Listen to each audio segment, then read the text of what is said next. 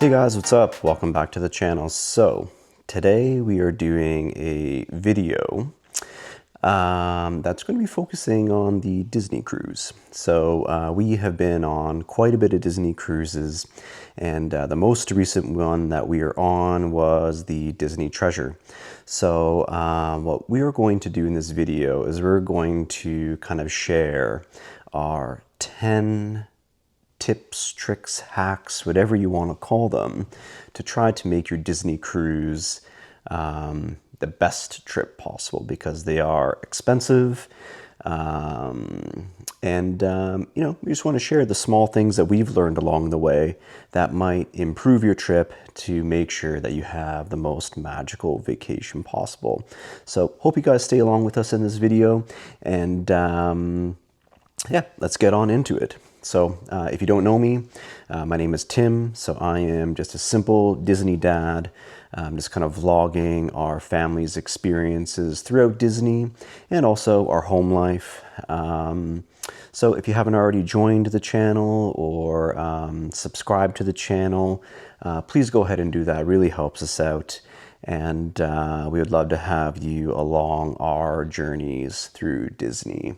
So let's get into it. Tip number 1. So the first tip is to book your vacation as early as possible. So we usually try to book our trips right when the itineraries are released. And there's a couple reasons for this. So first off, usually the prices are the best at that point. So we have found that as the cruise ship fills up, as time goes on, rooms become, not as available. So, we find that as that happens, the prices of the rooms slowly go up. So we try to book it as soon as the itineraries are released, just because this will give us the best, price point on the vacation. And also it allows us to, pick the room that we want. So, we usually like certain floors, certain areas.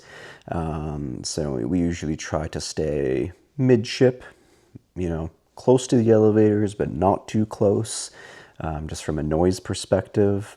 And midship is nice just because it gives you kind of, the ability to access, forward and back ship too. So we usually try to stay midship.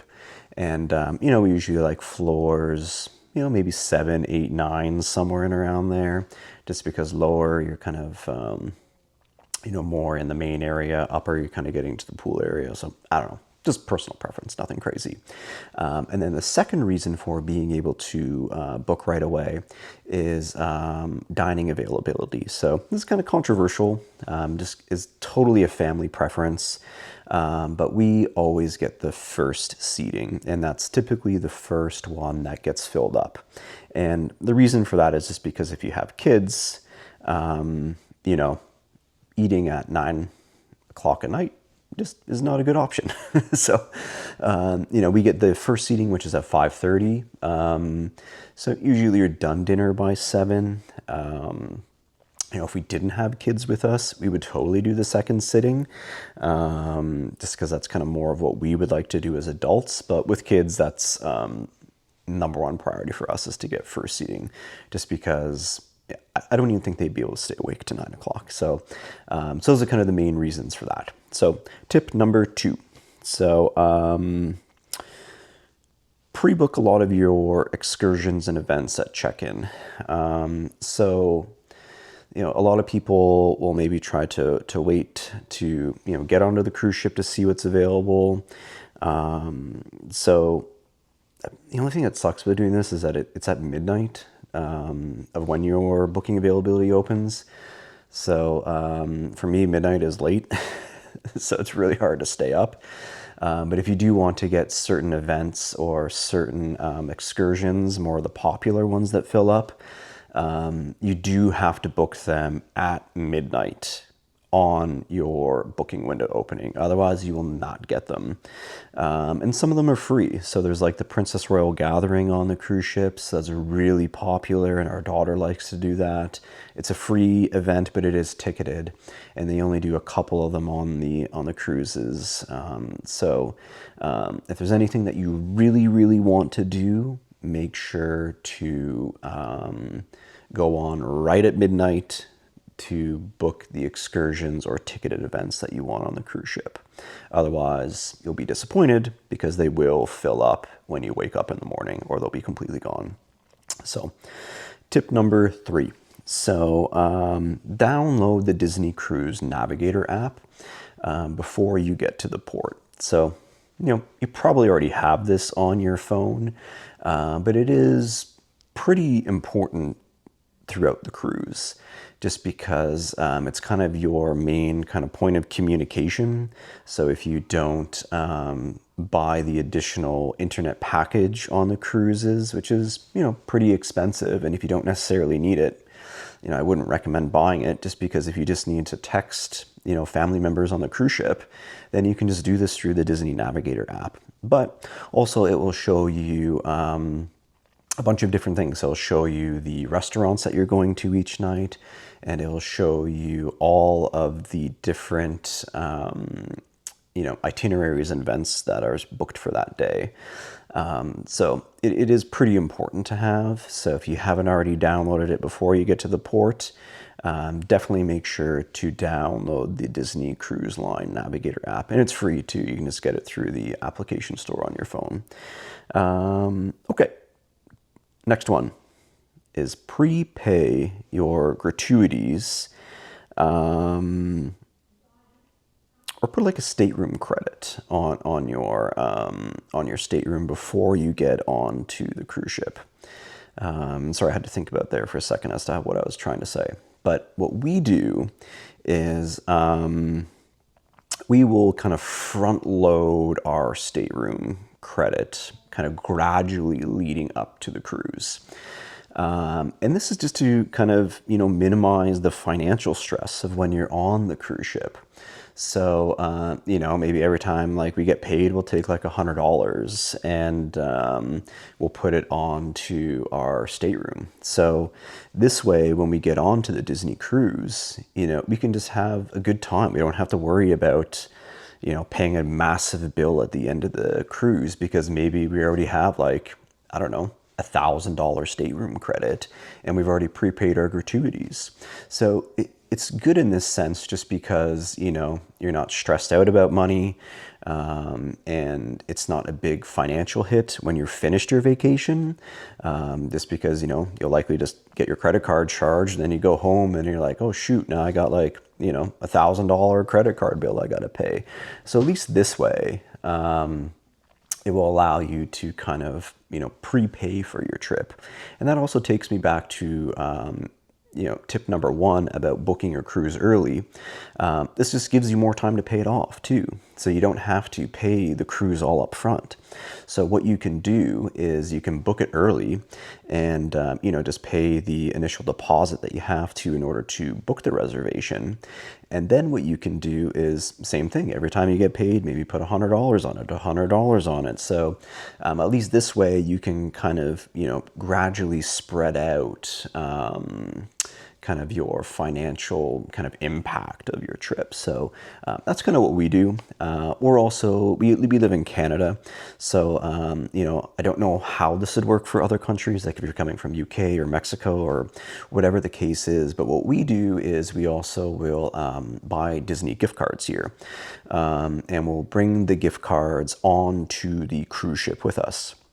And the main reason for this is just from a pure exchange rate perspective. And not to get too technical on things, but when you do pay with Visa or MasterCard or credit card or whatever, the bank usually charges like an extra, 2-3 cents spread in addition to the exchange rate, versus if you use a Disney gift card, they do the actual exchange rate. So it may not be big, but when you're spending, $1,000, that extra, 3 cents does equal $30. So I don't know, that could be an extra, stuffy for your kid. So I don't know, just a little stupid thing that we do, and it really makes no difference for us. We were just at the grocery store, just pick one up and buy it, and then we just bring it on the cruise, and Disney takes it and it just does the exchange rate automatically, so there's nothing further for you to do. So that's one thing that we also like to do.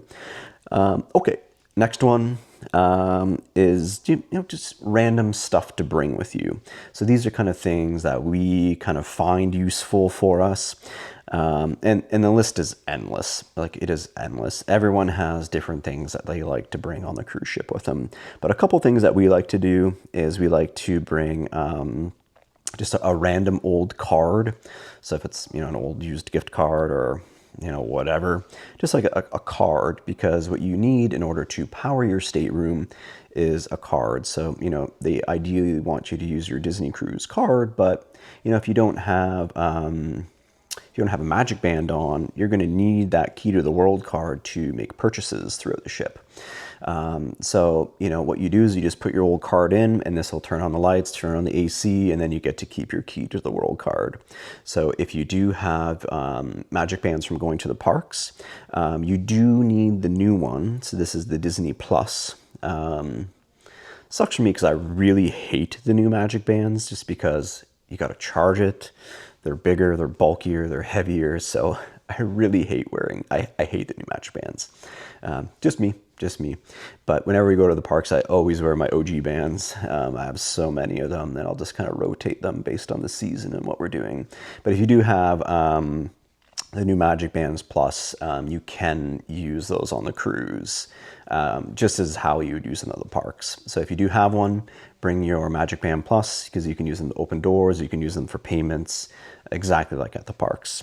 Another couple things that we like to bring is we do like to bring an old popcorn bucket from the parks, because you can refill them on the cruise ships. So same thing, it's like $1.25 or $1.50.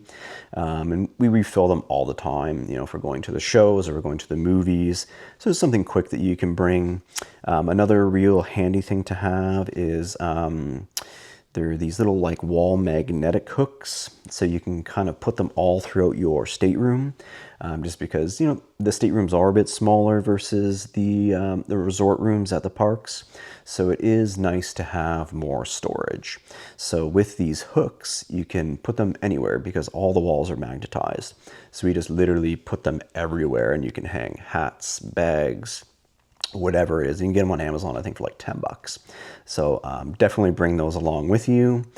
We do like to also bring, tape. So whether it's like duct tape or electrical tape, just because there's a lot of lights. So if you do like to sleep in dark, I'll just kind of walk around and just kind of tack all the lights. Another thing we bring is just some clips, just because the curtains are a bit difficult to keep closed. Especially if you are on a rocky night on the ship. So we do like to bring clips just so we can clip everything closed again to keep everything nice and dark. So those are just a couple of the things that we like to bring. So we do also like to bring our own mugs. So we bring our own Yetis. Just because when you are, refilling drinks, they are free and included in the cruise. So pop, coffee, tea, whatever you like to drink, water. But you do need your own cup because they only have these little small paper ones at the stations. So we do like to bring our own refillable cups. So we will refill them at nighttime, so we have water throughout the night. And in the morning, if I want like a big coffee, I'll go and just fill my Yeti up versus, getting a little small one and drinking like 5 of them. So, so that's another thing that we like to bring. The list is endless, like I said, but those are kind of the main things that I like to bring. All right. Next tip is to pack like a carry-on bag for when you board the ship. So, when you board the ship, you are not going to have your luggage with you, because this gets delivered to your stateroom, but it doesn't get delivered until maybe 2, 3, 4-ish, depending on, where you are and how quick they are. And you usually get your stateroom at maybe about, I think it's 1:30 that you get your staterooms. So if you do board the ship, say at, 11, you still have like 2, 3, 4 hours without anything. So, if there are medications that you need, or different personal care items, or if the kids want to jump in the pool right away, you will need some stuff with you for those couple hours. So I do highly recommend packing a small carry-on bag, because you can bring that on with you when you board the ship. But pack a small travel bag, just so you have whatever you feel that you would need for those couple hours until you get your stateroom and your luggage that you have packed. Okay, next thing is enjoy the ship on port days. So, ports are kind of controversial, on what you want to do, whether you get off or you stay on. So we're not really big port people. We have been on quite a few cruises, so the ports aren't as important to us. For example, when we go to Nassau, I've already been to Nassau. I don't need to see Nassau.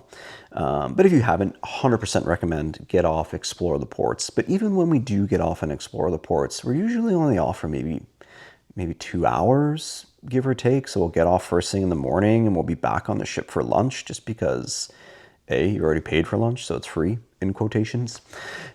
So we like to enjoy the ship on port days, because the ship is dead, I tell you. When we were on the Disney Treasure, at one point we were in the main lobby of the Treasure, and we were the only ones there. I swear, it was a ghost town. It was crazy. Our kids were just running around the main lobby like we had the whole ship to ourselves. We went on the Aquamouse. So the Aquamouse, if you don't know, it's the water slide that's on the Disney Treasure. And normally on a day at sea, you're waiting, 10, 15, 20 minutes just to get on to the Aquamouse. On the port day, I think we rode it 7 or 8 or 9 times in a row, just because there was no line. And my daughter was like, again. And we had to get off, just because I'm like, my body hurts, like my back hurts. I got to get off this thing. I've already been sitting in a tube for 20 minutes.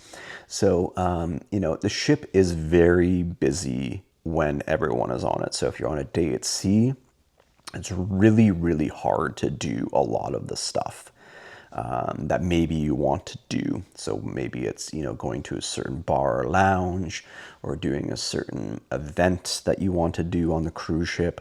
So, if getting off in the ports is not important to you, I would highly recommend staying on the boat and enjoying the ship, because at the end of the day, that's what you paid for. You paid for the ship.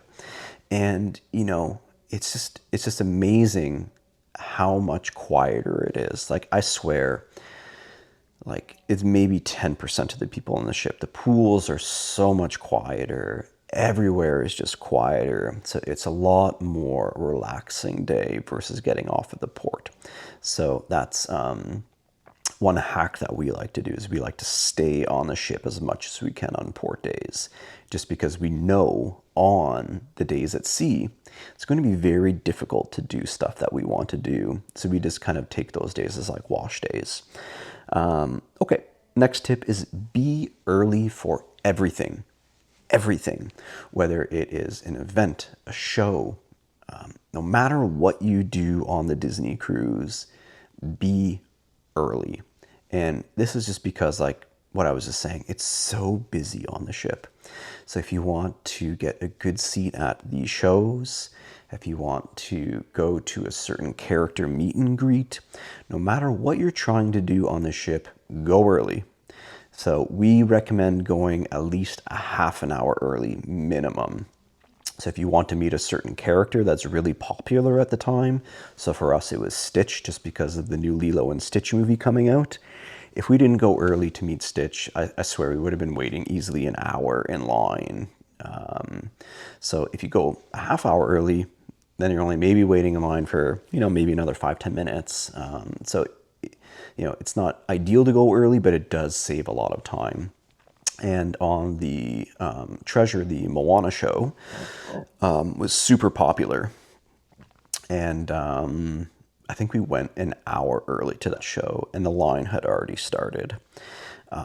So no matter what you do, budget in your schedule to be early for whatever you want to do. It will make your life way easier, especially if you have kids who cannot wait in line. So be early. Next thing is take advantage of room service. So room service is free on the Disney cruise. Well, not free, but it's included in what you have already paid for. And the food is great, and it's actually relatively quick. And, you know, if you go back to your room for, you know, a bit of rest in the afternoon, you know, just order some room service. Why not? You know, order Mickey bars to your room, or order, you know, some fries, or whatever the case is. What we like to do is in the morning time, we would, what you can do is you can fill out a card the night before and hang it on your door for a morning delivery. So this will bring you breakfast to your room, but it will get there right when you wake up. So we would fill it out for, I don't know, like 6 o'clock in the morning. And at 6 o'clock, knock, knock, knock on your door. They are there with whatever you ordered. So we would get coffee, we would get cereal, pastries, fruit, you know, just to kind of tie us over for whatever we decided to do that day. Maybe we might go to the pool for an hour or two before we go do maybe a brunch. I don't know.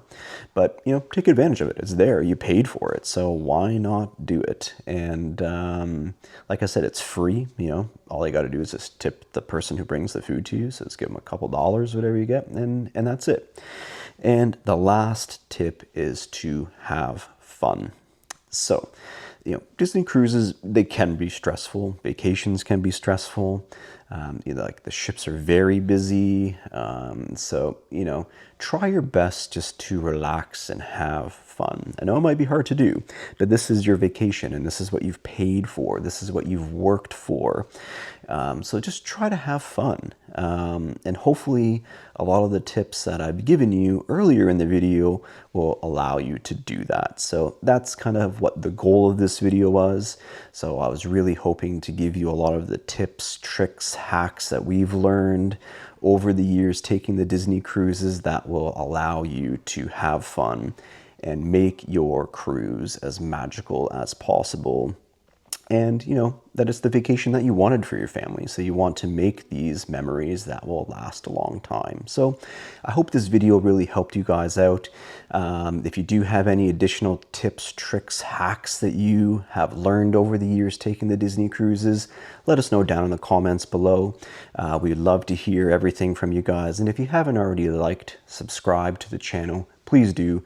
Really help us out. And we'll catch you guys in the next video.